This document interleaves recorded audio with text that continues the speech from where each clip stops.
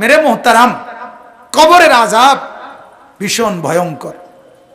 আল্লাহ নবী সাল্লাল্লাহু আলাইহি ওয়াসাল্লাম হাদিসে বিস্তারিত কবরের আযাবের বর্ণনা দিয়েছেন।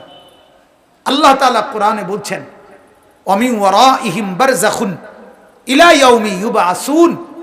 আল্লাহ তাআলা বললেন যে তোমরা মৃত্যুর পরে কিয়ামতের মাঠে পুনরায় উঠানো পর্যন্ত মাঝের এই টাইম বারযাখ অর্থাৎ কবরের এই জিন্দেগিতে অবস্থান করো। এই আয়াত দ্বারা কবরের জীবনের সুবুত স্পষ্ট কোরআনে পাওয়া যায়। নবী সাল্লাল্লাহু আলাইহি ওয়াসাল্লাম বলছেন, প্রতিদিন কবর, যার কবর যেখানে, তার কবর তাকে ডাক দিয়ে বলে, ও আল্লাহর বান্দা শোনো, আনা বাইতুদ দুধ, আমি পোকামাকড়ের ঘর। আমার বাপ শুনেন, যুবক আপনারাও শুনেন, আপনারাও শুনেন, কবর কিন্তু নির্দিষ্ট কোনো বয়সে যায় না বাপ। প্রতিদিন কোলের বাচ্চাও কবরে যায়, 90 বছরের বুড়োও কবরে যায়, 16 বছরের 20 বছরের তাগড়া জওয়ানও কবরে যায়।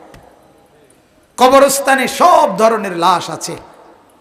এজন্য কবর ডেকে বলে, ও আল্লাহর বান্দা আমি পোকামাকড়ের ঘর। সেই ব্যক্তি যে একটা মশারি ছাড়া, একটা সামান্য মশার কামড় সহ্য করতে পারো না, একটা মশা কানের কাছ দিয়ে গেলে তোমার ঘুম ভাঙ্গা যায়, মশারি টাঙ্গাও, কয়েল জ্বালাও, অ্যারোসল লাগাও, এত কিছু করে তুমি মশার একটা আওয়াজ থেকে, কামড় থেকে বাঁচতে চাও।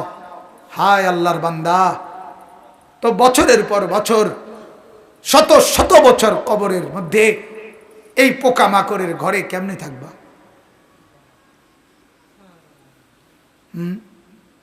বলে কবর প্রতিদিন বলে, আনা বাইতুল ওয়াহদা, ও আল্লাহর বান্দা আমি কিন্তু একাকী ঘর, একাকী ঘর, কেউরে পাবা না, কেউরে না। আমার বাপ, এই পৃথিবীতেও একাকিত্বের যন্ত্রণা বড় সাংঘাতিক। আপনার ঘরে যদি লক্ষ কোটি টাকারও মাল সামানা থাকে, খাদ্য খাবার, ফল ফলাদি সব আছে, সব আছে, শুধু স্ত্রী নাই, মা নাই, বাপ নাই, ছেলে নাই, মেয়ে নাই, কেউ নাই, আপনি শুধু একা, খোদার কসম এই একাকিত্বের যন্ত্রণায় ঘরের সব কিছু না, সারা দুনিয়াটাই আপনার কাছে বিষাদ মনে হবে, মনে হবে আমার কিছুই নেই। গত বছর আপনারা অনেকে শুনছেন হয়তো, এক ভদ্রলোক, ঢাকার শিল্পপতি, কোটি কোটি টাকার মালিক, গার্মেন্টস মেল ফ্যাক্টরির মালিক, ওই ভদ্রলোক একাকিত্বের কারণে, স্ত্রী নাই, ছেলে নাই, মেয়ে নাই, বিবিও দূরে সরে গেছে, ইউরোপ থাকে, ছেলেও থাকে বাহিরে, মেয়েও থাকে বাহিরে, একটা লোক নাই ফ্যামিলিতে। শুধুমাত্র এই একাকিত্বের কারণে এরকম মোবাইলে লাইভে সারা পৃথিবীকে জানাইয়া, সবার সামনে, সারা বিশ্বের চোখের সামনে এরকম কপালের মধ্যে পিস্তল ঠেকাইয়া নিজের জীবন নিজে দিয়ে দিছে, আত্মহত্যা করছে শুধু একাকিত্বের যন্ত্র। এজন্য কবর ডাক দিয়ে বলে, আনা বাইতুল ওয়াহদা, আমি একাকী ঘর, কাউকে পাবা না। আনা বাইতুল গুরবা, কবর বলে, ও আল্লাহর বান্দা আমি অপরিচিত ঘর, কাউকে চিনবা না, ডানে বামে কিছুই বুঝবা না, মাটি ছাড়া আর কিছুই চিনবা না, আমি অপরিচিত ঘর। দুনিয়ার এক মানুষ আর এক মানুষের বাড়িতে গেলে মোটামুটি বুঝে, এই রুমটার সামনের রুম, প্লাস্টিকের দরজাওয়ালা, এটা বাথরুম, চুলা টুলা দেখা যায়, ওইটা রান্নার ঘর, মোটামুটি মানুষ আইডিয়া করে। কিন্তু কবর বলে, দুনিয়ার কোনো ঘরের সাথে আমার এই ঘর মিলবে না বাপ, কোনো কিছুর সাথে এটা মিলাইতে পারবে না, এটা অপরিচিত ঘর। আল্লাহ আমাকেই মাফ করে দেন। এজন্য বাপ অনুরোধ করছি, কবরের ফিকির করেন, কবরের ফিকির করেন। সাইয়্যিদুনা উসমান রাদিয়াল্লাহু তাআলা আনহু, হযরতে উসমান নবীজির সাহাবী, উনি যখন কোনো কবরের সামনে দাঁড়াইতেন তখন তিনি এই পরিমাণ ফাবাকা কাঁদতেন হাত্তা ইয়াবুল্লা লিহিয়াতাহু, কাঁদতে কাঁদতে তার দাড়ি পর্যন্ত ভিজে যেত। অন্যরা জিজ্ঞাসা করতেন, ও আমিরুল মুমিনিন, কবর দেখলে আপনি এমন করেন কেন? তখন তিনি বললেন, তুমি জানো না, এটাই তো আখিরাতের প্রথম মঞ্জিল। আউয়ালু মানজিলিম মিন মানাজিলিল আখিরাহ, আখিরাতের প্রথম ঘর, প্রথম স্টেশন।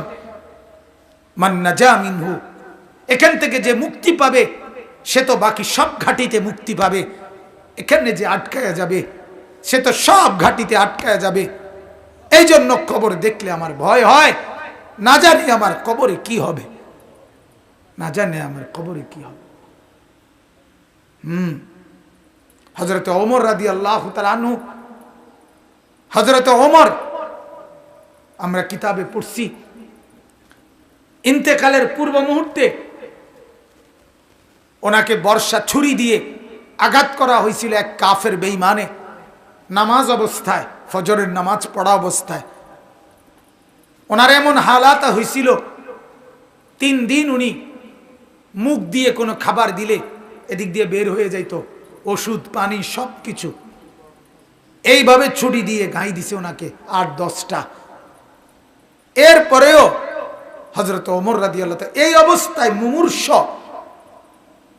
তখন তিনি চকির মধ্যে, খাটিয়ার মধ্যে ওনাকে শোয়াইছে আর সবাই কাঁদতেছে।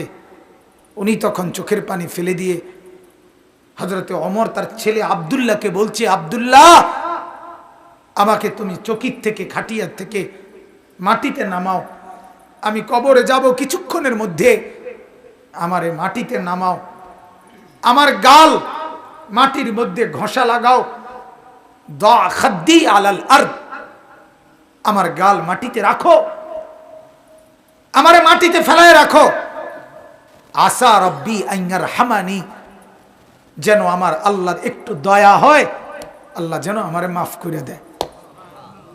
যেন আল্লাহ বলতে না পারে, ওমর মরার সময়ও খাটে উঠতে রইছ, অহংকার করছিস, এটা যেন বলতে না পারে।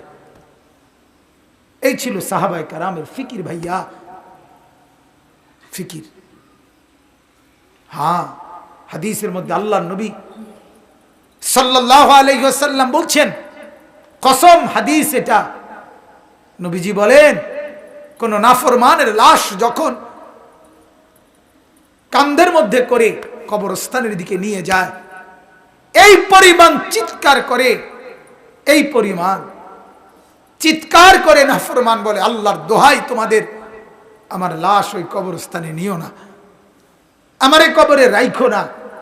আল্লাহর নবী সাল্লাল্লাহু আলাইহি সাল্লাম বলেন, মানুষ ব্যতীত আল্লাহর সব মাখলুক ওই চিৎকার শুনতে পায়, ওই চিৎকার শুনতে পায়। এই কবরে যাওয়ার আগে চিৎকার, লাশের চিৎকার। আল্লাহর নবী সাল্লাল্লাহু আলাইহি সাল্লাম বলেন, যদি ওই নাফরমানের চিৎকার তোমাদের কানে একবার শুনতা, তাহলে পৃথিবীর কোনো মানুষ কোনোদিন কারো লাশ খাটের মধ্যে কান্দে নিত না। কারণ যদি চিৎকার মারে এই ভয়ে, তাহলে রাস্তায় পড়ে থাকতো লাশ, কুকুর আর বিড়ালে খাইত।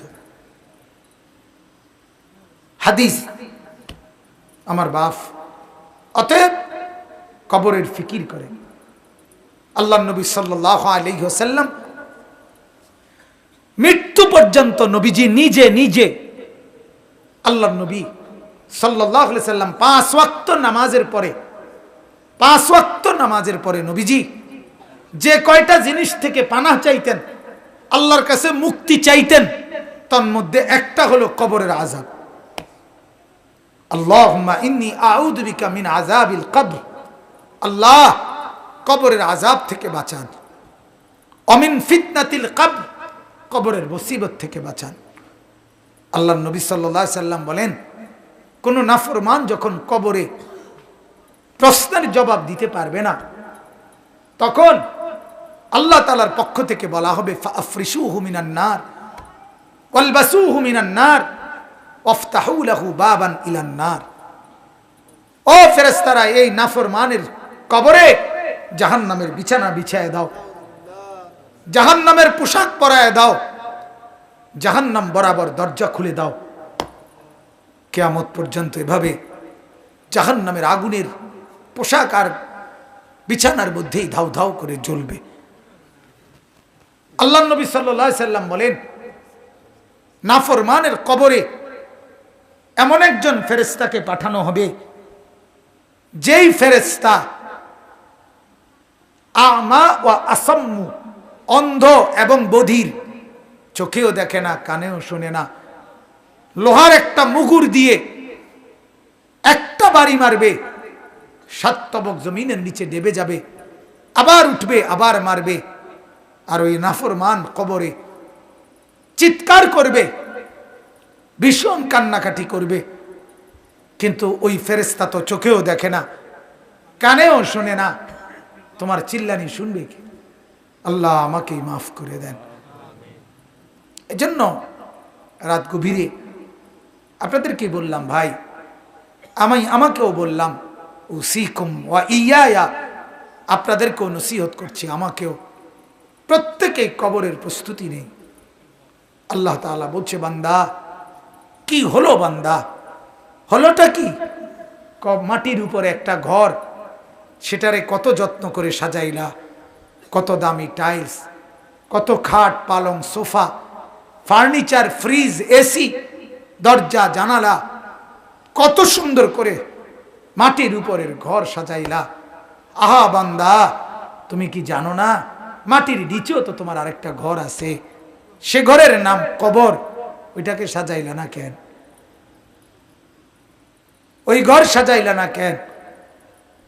মাটির উপরের ঘর যদি সাজে খাট পালং আর সোফা দিয়ে, তো মাটির নিচের ঘর সাজে জিকির তাসবিহ তেলাওয়াত দিয়ে, আল্লাহ তাআলার গোলামি দিয়ে, সেজদা দিয়ে, নামাজ দিয়ে, হালাল ভক্ষণ করে কবরের ঘর সাজাইতে হয়।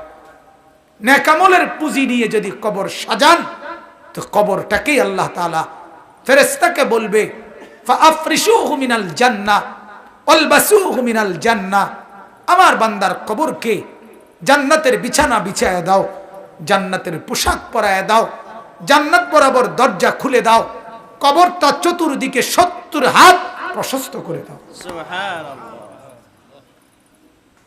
এরপরে এভাবে করার পরে নেককারের কাছে সুন্দর হাসানুল ওয়াজহ, সুন্দর চেহারার আকৃতির এক নওজোয়ান আসবে। তখন কবর ব্যক্তি বলবে, আমি তো আপনাকে চিনলাম না। তখন সে বলবে, আনা আমালুকা সালেহ, আমি তোমার সারা জিন্দেগীর নেক আমল। আজ প্রস্তুতি নাও, জান্নাতে তোমার বন্ধুদের সাথে, জান্নাতের মেহমানদের সাথে, তোমার আত্মীয়দের সাথে মিলিত হবে। এটার খুশখবরই আমি তোমাকে দিতে আসছি। হাদিসে আছে, আল্লাহর নবী বলেন, তখন নেককার কবরবাসী বলবে আল্লাহর কাছে, ইয়া রাব্বি আকিমিস সাআ হাত্তা ইয়ারজিআ ইলা আহলি, আল্লাহ আরে জলদি কিয়ামত শুরু করে দেন, আমি আমার পরিবারের কাছে ফিরে যেতে চাই। সুবহানাল্লাহ। মানে জান্নাতে যেতে চাই, জান্নাতে যেতে চাই। এজন্য কবরকে ভয় করেন। আপনি আমি প্রতিদিন দেখতেছি, প্রতিদিন মানুষ কবরে যায়, যায় কিনা বাপ? ওরা কেউ মরতে চায় নাই, কিন্তু মৃত্যু তাদের কাউকে রাখে নাই। কেউ মরতে চায় না, কেউ না। একেবারে 120 বছরের বুড়ো মানুষটাকেও, 120 বছরের বুড়ো মিয়া, তারেও মানুষ ডাক্তার দেখায়, তারেও হসপিটালে ভর্তি করায়, তারেও তো চেষ্টা করে আমার 120 বছরের দাদা যেন না মরে, আমার 120 বছরের বাপ যেন না মরে। তিনিও মরতে চান না, কিন্তু কবর ডাক দিয়ে বলে, আমি কাউকে থাকতে দেই না। দুনিয়া বলে, মাটি বলে, আরে বন্ধু মরতে তো কেউই চায় নাই, তা আমি তো কাউকে থাকতে দেই নাই। ফেরাউন তো মরতে চায় নাই, নমরুদ তো মরতে চায় নাই, সাদ্দাদ আর কারুন তো মরতে চায় নাই, কিন্তু মৃত্যু তো তাকে ছাড়ে নাই। ছাড়ছে কিনা ভাইয়া? নওজোয়ান, কি রঙের গুড্ডি উড়াইতেছ বাপ? কি রঙের ঘুড়ি উড়াচ্ছ? এভাবে ভুলে গেলা কবর, অথচ তোমার সামনে মানুষ অ্যাক্সিডেন্ট হয়, জলজ্জান্ত মানুষ মরে যায়। ওই যে রাস্তায় এখনো শুনলাম,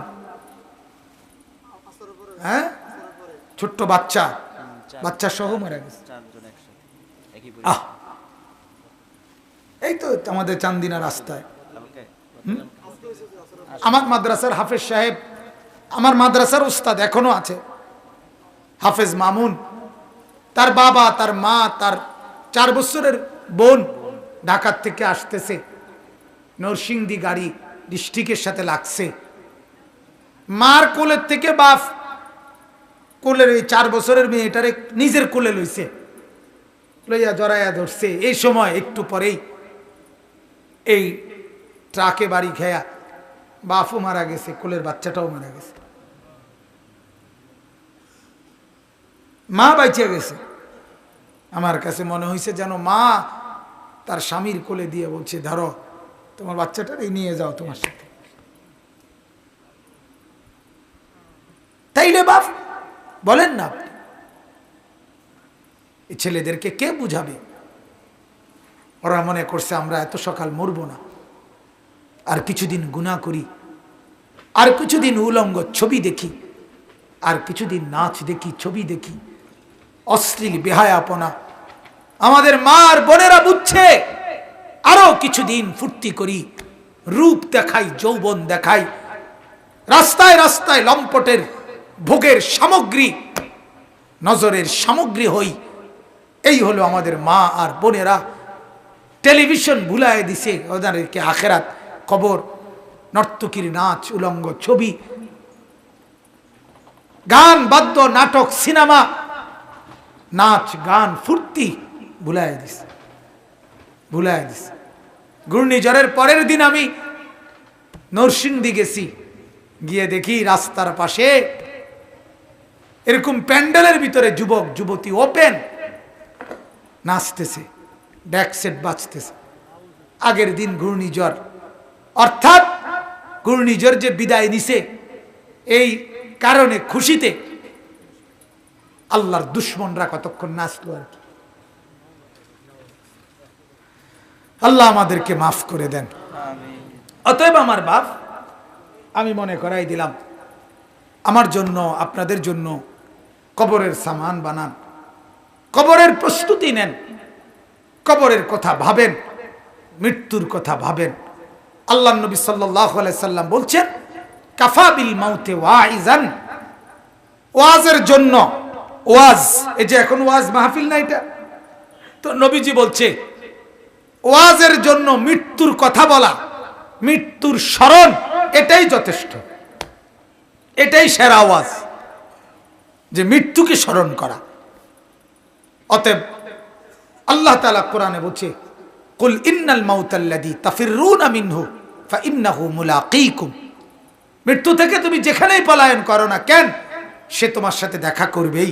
আইসিইউর ভিতরে ঢুকাইলো ওইখান থেকেই আজরাইল নিয়ে আসবে, নিয়ে আসবে। আল্লাহ তাআলা আমাদেরকে কবর বুঝার, মৃত্যু বুঝার সবক নেওয়ার তৌফিক দান করেন।